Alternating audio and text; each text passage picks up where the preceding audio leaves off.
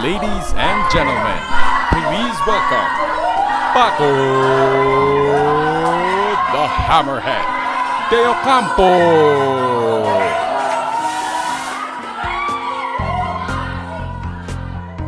Anong mensahe mo sa mga kababayan mong sumusuporta sa'yo? Salamat sa sakuyang mga kababayan.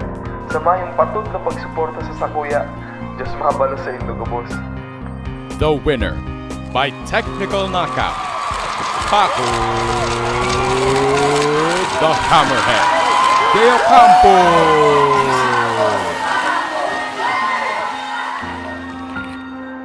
Title holder Paco de Ocampo umamin na nagumamit ng isang illegal na gamot.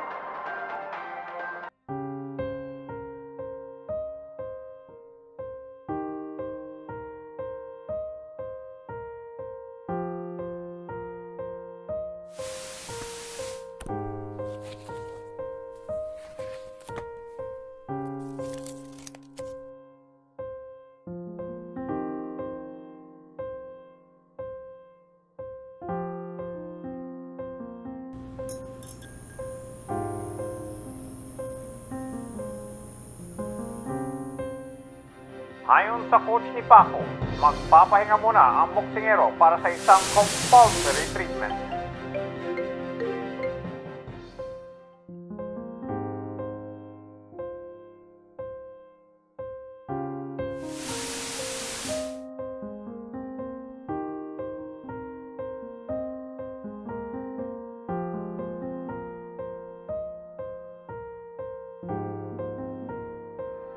The DILG issued Memorandum Circular 2017 to 2012 directing local government units to set up blue drop boxes that will enable the public to anonymously report alleged illegal substances users and other criminals.